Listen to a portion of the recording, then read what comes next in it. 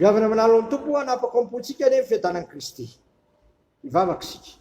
Sotranao zay raha eo amin'ity andro alarobia, 2 martsa 2024 ity, zay andraisana ny loha hevitra voandre mamaly ny faharatsiana ny tompo. Ataovy babo ny teninao zay, sy ahafantarana indray fa ny teninao manova ny fiainanay. Dia me zany teninao zany indray zay tompo amin'ity alarobia 2 martsa 2024 ity. Misaotra Jesosy teny tomponofo, oka amin'ny rehetra fafy no fanana masina. Amen. Ny anjara mofinaina antsika amin'ity alarobia 2 martsa 2024 ity gavana dia ny Luka 3:20 raisina eo amin'ny 9:7 ka hatramin'ny 7:7. Luka 3:20 9:7 ka hatramin'ny 7:7 amin'ny anaran'i Jesosy. Ary ny anankiray tamin'ireo olon-dratsy nantona teo ireo dia niteny ratsy azy ka nanao hoe tsy ianao va ny Kristy, vonjeny tena anao sy izay. Fa namaly kosa ny anankiray sady nananatra ny namany ka nanao hoe moa ianao koa tsy matahotra n'Andriamanitra na dia zao samy voentiko zao aza. Ary marina ny anameloana antsika satria mandray ny valiny nataontsika isika. Fa ity lehilahy ity kosa tsy mbola nanao zavatra tsy mety na dia kely akory azy. Ary hoy izy, Jesosy tsarovy aho rehefa any amin'ny fanjakanao ianao. Dio Jesosy taminy lazaiko aminao marina tokoa anino no nanao amiko any paradisy. Masilo manamasinanay amin'ny fahamarinana, ny teninao amin'ny fahamarinana. Amen. Jesosy mitondra ny fotako sy ny fotanao ary ny fotan'ny zao tontolo zao no aseho amin'ity lahatsoratra masina ity. Jiolahy ato amin'ny ankavanana, jiolahy ato amin'ny ankaviana, samy nombona teo amin'ny hazo fijaliana izy.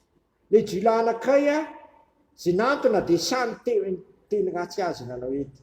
Ianao va ny Kristy, vonjeo zay, tsy ianao. Namaly kosa le anankiray sady nananatra ny namany hoe moa ianao tsy matahotra n'Andriamanitra mihitsy na dia samy efa voeloko zao aza. Marina nanamelohana antsika satria mandray ny valiny nataontsika isika. Fa ty lehilahy ty kosa mantsany Jesosy io tsy mbola nanao zavatra tsy mety na dia kely akory azy.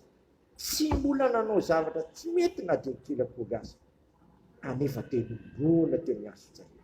Jesosy tsy nanonoto, totonona tamin'ny fanamasina, tsy manatsiny, tsisy fahotana koa tao aminy.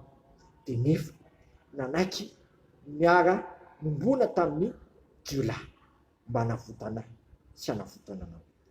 Mba tsy hamalina ratsy asy anao fa azero amin'ny Jesosy ny faratsiko, valiny faratsiko sy ny faratsinao amin'ny faratsiko zao ty.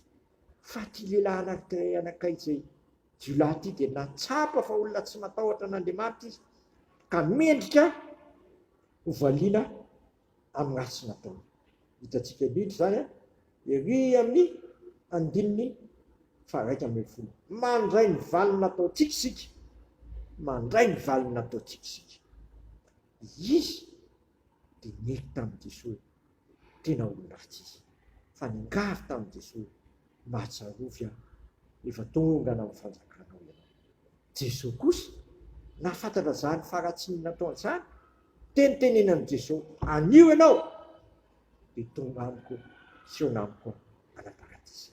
Ianao io efa mieky ny faratsinao ianao, mieky ianao fa mpanao ratsy, mieky ianao fa mpitrangatsara, mieky ianao fa mpanao meloko, mieky ianao fa mpanoto. Dia voalaza ny apôstôly Jaona zany ka mieky ny fotantsika isika dia mahatoky sy mahany izy ka manadio atsika ho afaka amin'ny tsy fahamarinana ity.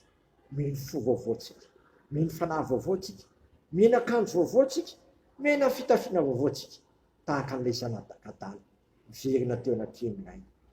Efa nanota taminao sy teo anatrehan'Andriamanitra mifona tsy mendrika tao zanako akoho. Kanefa dia soloana akanjo, diovina, nanaovana fety be, nasiana peratra, mena kapa, naverina amin'ny olona manana mahizy azy.